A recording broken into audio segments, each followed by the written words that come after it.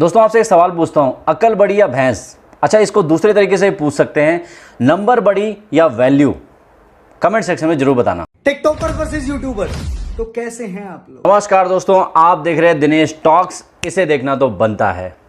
आज मैं देने वाला था न्यूज, लेकिन उससे पहले मेरे दिमाग में एक ज्वाला सी आई और वो ज्वाला थी रोस्ट करने की। इतनी प्रबल इच्छा पैदा हुई मेरी रोस्ट करने की। उसका कारण था एक व्यक्ति, उसका नाम है साहिल चौधरी।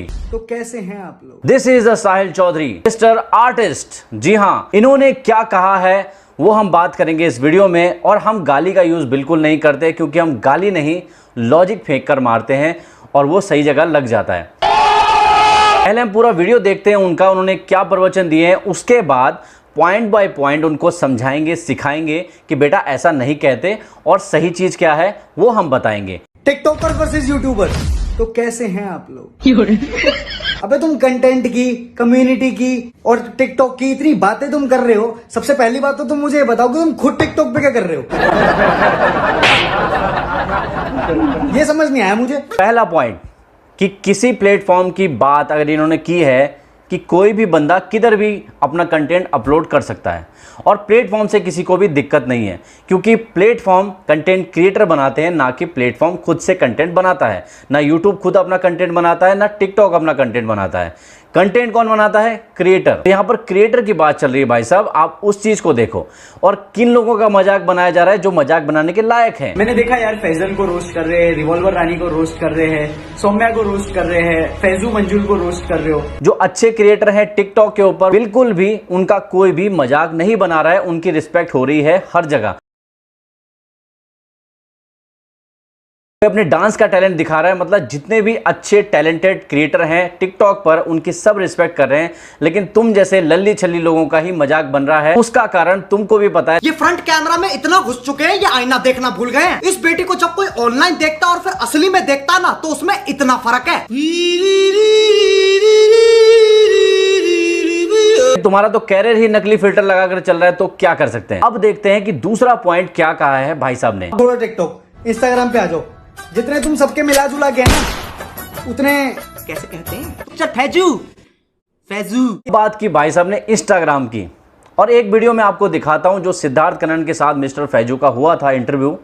उसमें एक जिक्र आया कि मिस्टर फैजू का जो नाम है, वो फोटो जो है एक पेपर के फ्रंट पेज में आई थी और वहां पर ये बताया गया था कि विराट कोहली और सलमान खान से ज़्यादा इंगेजमेंट इंस्टाग्राम पर मिस्टर फैजू का है, जो काफ़ी अच्छी बात है, काफ़ी प्राउड की बात है उनके लिए। आर्टिकल तो बहुत आया है अल्हम्दुलिल्लाह, मगर एक आर्टिकल जो एक पर्सनल आर्टिकल जो फ्रंट पेज पे एक बड़ा सा मतलब ब्लॉग के साथ में आया है कि फैजू सलमान खान बैंड्रा बॉय बीट्स बैंड्रा भाई, मतलब बैंड्रा छोकरा बीट्स बैंड्रा भाई। तो ये उसकी हेडलाइन थी। उसके बाद में मेरे नीचे एंगेजमेंट है बाकी सेलिब्रिटीज लोग के साथ में, बाकी मेरी पूरी स्टोरी थी। फिर अंदर न्यूज़पेपर में मेरी पूरी स्टोरी। तो मतलब ये मेरे लिए बहुत बड़ा अचीवमेंट है कि मतलब इतनी बड़ी बात है मेरे लिए कि यार मैं ये मुकाम तक का पहुंच गया अल्हम्दुलिल्लाह। तो मैं हमेशा से यही कहूंगा और यही कहता आ रहा हूँ कि मतलब मेरे फैंस लोग का इतना सपोर्ट है अल्हम्दुलिल्लाह, मेरे को इतना हर जगह लोग प्यार देते हैं। लेकिन एक मिनट में रुक गया। मैंने सोचा कि क्या नंबर गेम अगर देखा जाए तो क्या दीपक कलाल को पूरी इंडिया नहीं जानती होगी? मैं दीपक कलाल आपको एंटरटेन करूंगी फैंस। क्या राकेश सावंत को पूरी इंडिया नहीं जानती होगी? लाइट दो ना यार, प्लीज ऐसा मत करो। और जहां जहां वो पोस्ट कर दे वहां पर क्या एंगेजमेंट नहीं आती होगी? तो अब ये है कि मैंने जाकर देखा उनका कमेंट सेक्शन। अभी रिसेंटली जो उनकी बातें आई है उसके बाद आप देख सकते हैं कि उनको प्यार करने वाले कितने लोग हैं। कमेंट सेक्शन भरा हुआ है उनका प्यार भरी बातों से। उनको बहुत सारे प्यार भरे लोग तारीफें कर रहे हैं उनके। आप देख सकते हैं, सामने दिख रहा है आपको कितनी तारीफें हो रही है उनकी। तो thank you so much guys, आप लोग ऐसी प्यार करते रहो, सपोर्ट करते रहो, इंशाल्लाह मैं आप लोगों को और अच्छी अच्छी चीजें दिखाऊंगा। तो thank you so much guys, आप लोग ऐसी प्यार करते रहो, सपोर्ट करते रहो, इंशाल्लाह मैं आप लोगों को और अच्छी अच्छी चीजें दिखाऊंगा। तो thank you so much guys, आप लोग ऐसी प्यार करते रहो, सपोर्ट करते रहो, इंशाल्लाह मैं आप लोगों को और अच्छी अच्छी चीजें दिखाऊंगा। तो thank you so much guys, आप लोग ऐसी प्यार करते रहो, सपोर्ट करते रहो, इंशाल्लाह मैं आप लोगों को और अच्छी अच्छी चीजें दिखाऊंगा। क्योंकि मैं देखो आपको पता ही है, गाली हम नहीं देते, हम तो लॉजिक फेंक कर मारते हैं। अच्छा, एक और एग्जांपल देता हूं उस मामले में कि रोड पर आपने देखा होगा अल्टो और बहुत सारी गाड़ियां होती हैं जो ज़्यादा संख्या में दिखती हैं, लेकिन जब वहाँ से रॉयल्स रॉयस गाड़ी जब निकलती है वो एक निकलती है रोड के ऊपर। फिर सच्चाई ये है कि ये लोग नकली दुनिया में रहते हैं। इनको नंबर गेम में बहुत मजा आता है और इनको लगता है कि मिलियन लिखा हुआ है, 2 मिलियन, 3 मिलियन, 4 मिलियन, लाइक्स में देखते हैं 2 मिलियन, 3 मिलियन, तो वहां पर देख करके ये लोग पागल हो जाते हैं। इनको लगता है कि ये हमारा सोशल मीडिया इन्फ्लुएंसिंग है, लेकिन उनको ये नहीं पता कि तुम्हारे बोलने से घंटा फर्क नहीं पड़ता किसी को, तुम्हारे बोलने से कच्चा कोई खरीदता नहीं है। कहने का मतलब ये है कि तुम्हारी बातों का वजन नहीं है।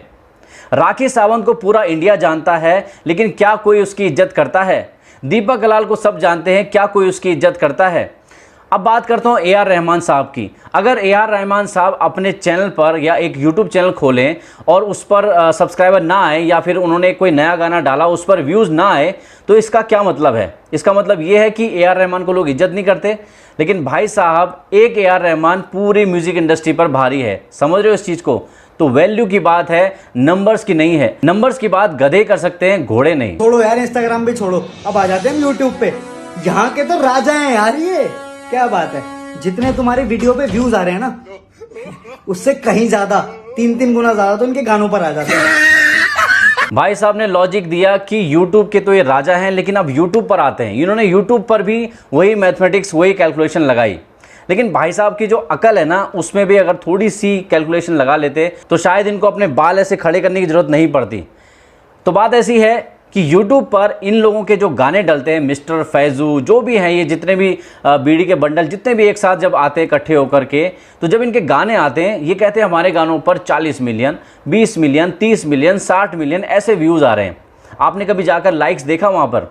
क्योंकि लाइक्स क्या होता है ना, जो व्यूज़ आते हैं वो कंपनीज ऐड लगा करके ले लेती हैं, और ऐड लगाना गलत नहीं है, क्योंकि कंपनी को जो भी सिंगर है उसके गाने को पहुंचाना है, अपने गाने को पहुंचाना है, तो कंपनीज करती हैं प्रमोशन, वो उनके अपने करने का तरीका है। लेकिन भाई साहब, कंपनी भी है, इतना बड़ा सोशल मीडिया इन्फ्लुएंसर भी है, लेकिन 1 मिलियन लाइक होने में इनके पसीने छूट रहे हैं। अब आते हैं हमारे यूट्यूब क्रिएटर्स के, जो अपने चैनल पर कोई भी ऐड नहीं लगाते, किसी को भी नहीं कहते कि हमारा वीडियो आया है, जस्ट अपना वीडियो डाल देते हैं यूट्यूब के ऊपर। उनका इंगेजमेंट देखो आप, किसी भी वीडियो में अगर 12 मिलियन व्यूज भी है ना, तो उस पर भी 1.5 मिलियन लाइक हो जाते हैं। और आप कमेंट सेक्शन भी चेक कर सकते हो, कमेंट सेक्शन में जितनी तारीफें होती हैं, इतनी गाली देते हैं, सब कहते हैं कि गाली देते हैं, ये करते हैं, वो करते हैं, उनके उसमें तारीफ की भरमार होती है। और तुम लोगों के गाने आते हैं तब भी वहाँ गालियाँ होती हैं। तुम्हारे जो मिस्टर फैजू हैं, अपने इंस्टाग्राम पर हाई एंगेजमेंट है, वो हाई एंगेजमेंट जरा एक बार चेक कर लो, आपको पता चल जाएगा कि वहाँ पर कितनी ज़्यादा आवभगत करते हैं लोग इनकी। ये केवल नंबर पर खेलते हैं, इनको लगता है कि नंबर होने से इनकी वैल्यू बढ़ गई है। इतनी प्यार से तुम्हें समझाया यार भाई ने। Let's get together, focus on creating a good content. Let's not hate, let's create. मैं भी एक क्रिएटर हूँ, लोगों की 15 सेकंड की साउंड मेरे लिए एक पूरी मेरी रात की मेहनत होती है। इज्जत किया करो सबकी। अब इन्होंने वीडियो यूज किया आवेश दरबार का। जब मैंने आवेश दरबार का वीडियो देखा था, मुझे लगा था भाई ने थोड़ी बहुत सेंसिबल बात की है, और मुझे कहीं ना कहीं ये जरूर लगा था कि इसने बायस बात कही है टिकटॉक की तरफ, और मैंने कहा भी था वीडियो में। लेकिन अब जाकर आप उस वीडियो पर जाकर देखेंगे तो 80,000 तो लाइक हैं और 1,30,000 डिसलाइक हैं। कहाँ है वो इंगेजमेंट, कहाँ है वो फैन फॉलोइंग, कहाँ है वो फेस वैल्यू? तो वैल्यू की बात हो रही है, तुम्हारे नंबर की बात नहीं हो रही है। भाई साहब, एक एग्जांपल और दूंगा। अगर आलू मार्केट में ज्यादा दिख रहा है, ज्यादा बिक रहा है, इसका मतलब ये नहीं है कि वो आम से ज्यादा मीठा हो गया है। अब पूरा वीडियो देखने के बाद मुझे लगा इस भाई को पंप किसने दिया, इंजेक्शन किसने दिया, जो इसको ये वीडियो बनानी पड़ी। फिर मेरी नजर गई इस फोटो पर। गौर कीजिए दोस्तों, ये पावर यहीं से आ रही है, और भाई के चेहरे पे चमक देखो, वो पावर लेने के बाद कितनी चमक गई है। और इसके भी कमेंट सेक्शन में जाकर देखो कितना प्यार, कितना फूल बरसा रहे हैं लोग इसके एंगेजमेंट में। इसके बाद जो सेकंड फोटो मैंने देखी वो है भाई साहब इनकी, ये है अदनान जी। इनकी वजह से भी इनको ये इंजेक्शन लगा है। तो आप देख सकते हैं कि ये पावर इनको कहां से मिल रही है। आपने देखा होगा कोई मिल गया फिल्म में जो जादू का कैरेक्टर रहता है, उसको एनर्जी कहां से मिलती है? धूप से। लेकिन इन साहिल भाई साहब को धूप कहां से मिल रही है, एनर्जी कहां से मिल रही है? टीम 07 से। तो कहने का मतलब यह है कि उनका साथ देने के चक्कर में अपनी भी लुटिया डुबा रहे हैं। दोस्तों, इज्जत और इंसल्ट में एक ही फर्क है कि एक बनाई जाती है और एक होती जाती है, होती जाती है, होती जाती है। तो इनकी हरकतों की वजह से इनकी जो इंसल्ट है वो होती जा रही है, होती जा रही है, होती जा रही है, होती जाएगी। जब तक ये ऐसी हरकतें बंद नहीं करेंगे। इनको शायद वैल्यू का मतलब पता नहीं है। अगर मैं आपको एग्जांपल दूं कि किशोर कुमार के गाने आज भी हम सुनते हैं, हो सकता है कि उनके गानों पर व्यूज कम हो और ढिंचैक पूजा के गानों पर व्यूज ज्यादा हो। इसका मतलब ये नहीं है कि ढिंचैक पूजा ज्यादा वैल्यूबल है, क्योंकि सबसे ज्यादा जहां गालियां पड़ती है वहां एंगेजमेंट अपने आप आ जाता है। तो ऐसी एंगेजमेंट लेकर घंटा किसी को फर्क नहीं पड़ता है। अपनी वैल्यू बनाने के लिए लोग यूट्यूब पर काम करते हैं और अपना फेम बनाने के लिए, चाहे वो किसी भी तरीके से फेम आए, तो टिकटॉक पर जाते हैं ज्यादातर। लेकिन टिकटॉक प्लेटफॉर्म में कोई गलती नहीं है, क्योंकि वहां भी अच्छे क्रिएटर हैं। डिपेंड करता है क्रिएटर पे। यूट्यूब पर भी बहुत सारे क्रिंजी कंटेंट है, बहुत सारे क्रिंजी लोग हैं तो अजीब अजीब तरीके की हरकतें करते हैं। इसका मतलब ये नहीं है कि प्लेटफॉर्म खराब हो गया। ऐसे ही टिकटॉक है, टिकटॉक पर जो क्रिंजी कंटेंट वाले हैं, इसका मतलब ये नहीं है कि वो बाकी जो अच्छा क्रिएटर काम कर रहे हैं टिकटॉक पर, उनकी हम डिसरिस्पेक्ट करें। तो कहने का मतलब ये है, यूट्यूब वर्सेस टिकटॉक नहीं है, ये लॉजिक वर्सेस छपरी पीपल है। तो इसको आप दिमाग में बिठा लीजिए।